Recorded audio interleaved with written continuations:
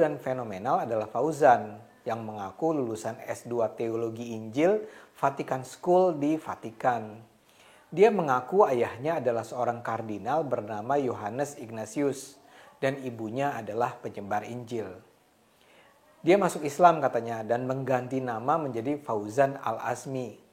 Padahal dia itu memang dari dulunya Muslim. Nama aslinya Joko Subandi, asal Kudus. Dia bilang ibunya bernama Maria Laura, padahal ibunya bernama Surahma. Joko ini memang penipu berat. Dengan predikat mu'alafnya itu, dia menikahi belasan perempuan dari Ciamis, Batam, Riau, Jambi. Banyak korban yang sampai tertipu ratusan juta rupiah. Padahal kebohongannya kan terang benderang. Dia bilang ayahnya kardinal, padahal kardinal kan tidak menikah. Lucunya baru setelah beberapa tahun beroperasi, kebusukannya terbongkar. Ustadz mu'alaf lain mungkin tidak sedahsyat Fauzan kebohongannya, tapi ya tetap saja nipu. Kris Bangun Samudra misalnya juga mu'alaf yang jadi ustadz. Dia mengaku alumni S3 di Vatikan. Padahal di Vatikan tidak ada universitas yang mengeluarkan gelar S3. Belakangan terbongkar, ia cuma pernah bersekolah di SMA Katolik Seminari di Kota Blitar, Jawa Timur. Dan itu pun gak pernah sampai tamat. Ada pula Stephen Indra Wibowo, dia ini terkenal sekali. Dia ketua Mu'alaf Center Indonesia, semacam pusat pelayanan bagi para mu'alaf. Dia ketahuan bohong mengaku sebagai mantan romo di Katedral Jakarta. Ketahuannya sederhana banget. Dia bilang dia menjadi pastor pada tahun 2000, sementara dia mengaku lahir pada 1981. Masalahnya, tidak mungkin seseorang menjadi imam pada usia 19 tahun. Menjadi pastor di Katolik itu tidak seperti proses menjadi ustadz atau ulama di Islam. Dalam Islam kan siapapun bisa jadi ulama. Preman drop out SD pun bisa jadi ustadz kalau pintar melintir-melintir ayat dengan lucu dan terdengar fasih bicara Arab. Di Katolik tidak sesederhana itu. Menjadi pastor itu, menjadi imam itu mensyaratkan proses pendidikan tertentu. Dia harus belajar filsafat, teologi sampai 6 tahun.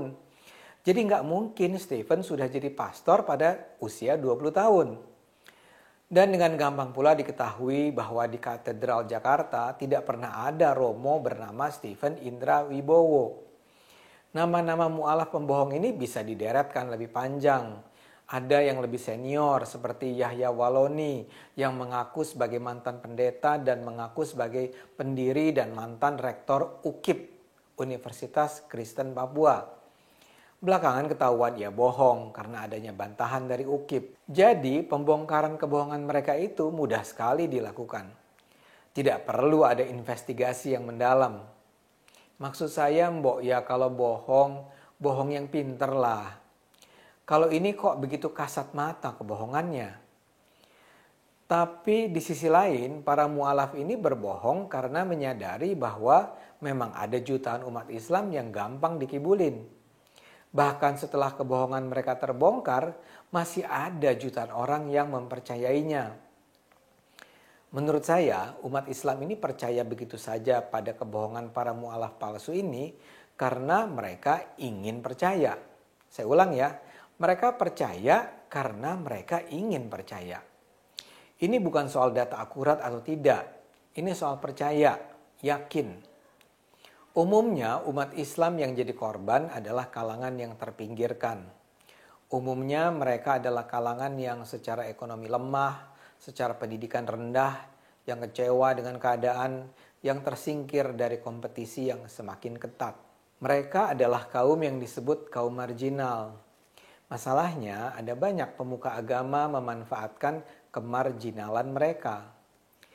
Para ulama dan ustadz ini bukannya mendorong mereka untuk bangkit dan berjuang, malah meninabobokan mereka dengan mengatakan ini semua adalah cobaan bagi kaum beriman dan selama mereka tetap menjaga keimanan dan ketakwaan, mereka akan diberi ganjaran di hari akhir dengan surga yang indah.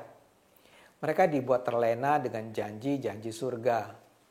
Dan karena keterlenaan itulah mereka menjadi pengikut setia sang ustadz karena mereka merasa para pemuka agama itu akan menjadi pembuka pintu surga. Selama mereka taat pada agama, taat pada ulama, mereka yakin mereka pasti akan bahagia. Kebahagiaan tidak ditentukan oleh imbalan materi di dunia. Kebahagiaan ditentukan nanti di akhirat. Shalom, salam sejahtera bagi kita semua, dan demikianlah cuplikan videonya saudara-saudara sekalian sebagaimana sudah dijelaskan ataupun diuraikan oleh Mas Ade Armando.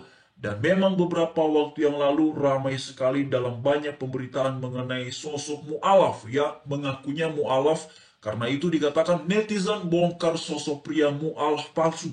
Jadi ternyata saudara-saudara semua palsu, ya. Ignatius Yohanes jadi Joko Subandi. Jadi dari nama Ignatius Yohanes berubah menjadi Joko Subandi. Saudara ya, dalam pemberitaan ini ya, Ignatius Yohanes jadi Joko Subandi. Bahkan juga dikatakan ya, ngaku anak kardinal, ya, ngaku anak dari kardinal.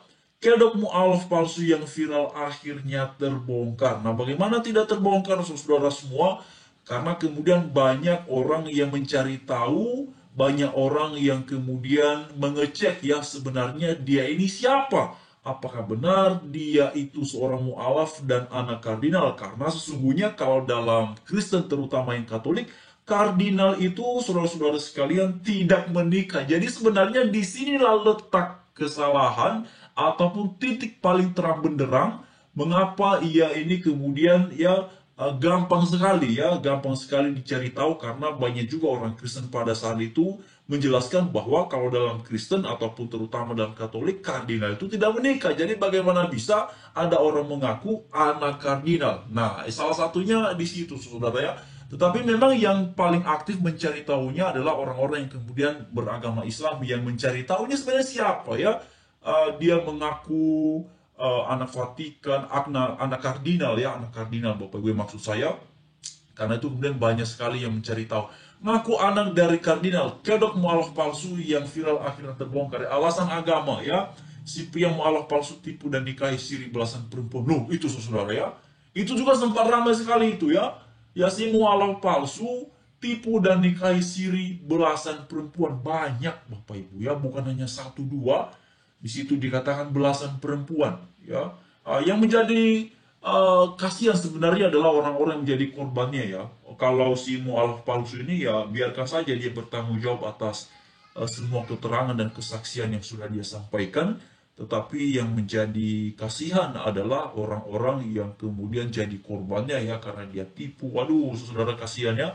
Si pria mu'alaf palsu tipu ya, dan nikahi siri belasan perempuan ya. Kenapa kemudian dalam bagian ini dikatakan tipu? Ya, salah satunya karena ternyata ya kesaksiannya tentang perjalanan spiritual ataupun imannya yang dari Katolik ya menjadi seorang mu'alaf ataupun pengaruh agama Islam, ternyata tidak seperti itu, saudara ya. Tidak seperti yang dia katakan, tidak seperti yang dia saksikan ya.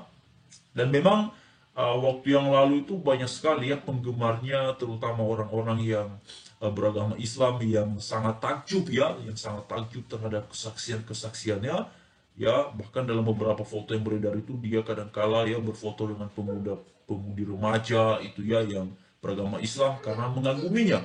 Wah, luar biasa sekali ya, seorang anak kardinal bisa kemudian berpindah agama. Tahu-taunya saudara setelah ditelusuri ternyata tidak seperti itu. Lalu lebih lanjut dikatakan lagi dalam beberapa pemberitaan bahwa alasan agama ya, kisah Joko Subandi mu'alaf palsu yang tega ya. Oke, itu dia saudara yang memang itulah. Dan sampai hari ini sesungguhnya mu'alaf-mu'alaf yang mengaku Kristen, apalagi kalau ngakunya mantan pendeta, apalagi kalau ngakunya mantan misionaris, apalagi kalau mantan pokoknya mantan-mantan yang posisinya dalam organisasi Kristen adalah orang-orang yang terpandang dan luar biasa. Wah, itu pasti cepat sekali ramai dan viralnya saudara ya, dan pastinya punya panggungnya untuk berceramah, untuk berbicara mengenai perjalanan imannya ya. Sampai hari ini yang viral-viral itu juga banyak ya, seperti yang tadi diuraikan oleh Mas Ade Armando. Bukan hanya satu orang sebenarnya, cuman yang paling fenomenal itu adalah si mu'alaf yang satu ini ya, karena ternyata dia juga tidak hanya bicara mengenai dia anak kardinal, tapi juga banyak yang menjadi korbannya karena dia tipu, dikatakan di situ tadi ya. Bahkan nikahi belasan perempuan ya, nikahi siri ya, bukan nikahi siri bahkan saudara ya, belasan perempuan. Waduh ya, Kisah Joko Sumandi, mualaf palsu yang tega bongkar masa lalu ibu kandung katanya, menguak tren Ustadz mualaf yang gampang menipu umat Islam. Nah itu dia saudara ya, itu dari media islami.co ya. Nah itu dia. Jadi menguak tren Ustadz mualaf yang gampang menipu umat Islam. Menangis sesenggukan, pria mualaf palsu gagal buktikan lulusan Vatikan. Nah itu dia Bapak Ibu, mungkin Bapak Ibu sudah ada ya yang menonton ataupun mendengarkan videonya itu ketika ada tim orang-orang yang beragama Islam juga itu ya, mengecek ya dan menanyakan langsung kepada si mualaf ini terkait dengan identitasnya, terkait dengan pendidikannya dan segala macamnya. Maka di situ dikatakan menangis sesenggukan, pria mualaf palsu gagal buktikan lulusan Vatikan. Ya tentu gagal lah membuktikan dia lulusan Vatikan kan, saudara ya. Waduh, sebenarnya pernah ada viral dan ramai di media sosial terkait dengan lulusan Vatikan itu juga ada ya, siapa namanya itu, Ustadz Banu Samudra ya. Itu juga waktu yang lalu sempat viral dan ramai ya saudara-saudara sekalian karena dia mengaku lulusan Vatikan ya. Waduh, memang luar biasa mereka-mereka ini. Pokoknya kalau mereka mengaku misionaris, penginjil, pendeta ya, pendidikannya dahsyat dan mantap-mantap namanya ya, walaupun kalau dicari kok tinggal ketemu ya, pasti akan mendapatkan panggung yang luar biasa, saudara ya, akan mendapatkan panggung yang luas untuk berbicara dan menjelaskan mengenai perjalanan spiritual imannya ya. Sebenarnya bagi saya secara pribadi, kalau ada orang-orang Kristen yang pada akhirnya berpindah agama ataupun kemudian tidak lagi menjadi Kristen, ya silakan saja ya, mau bilang apa. Walaupun sebagai sama orang beriman tentu ada rasa sedih, tetapi kan ya kita harus bisa menghormati keputusan dan perjalanan spiritual seseorang yang memilih untuk berpindah keyakinan. Demikian pula kalau ada orang-orang di luar sana yang bukan Kristen lalu tiba-tiba punya perjalanan iman dan menjadi Kristen, ya kita tentu akan menyambutnya dengan sukacita dan menghimbau agar sungguh-sungguh bertumbuh dalam iman kepada Tuhan Yesus. Jadi sekian saudara semuanya, ya hal seputar tentang mualaf dan sebagaimana tadi diuraikan oleh Bang Ade Armando. Shalom, salam sejahtera bagi kita semuanya.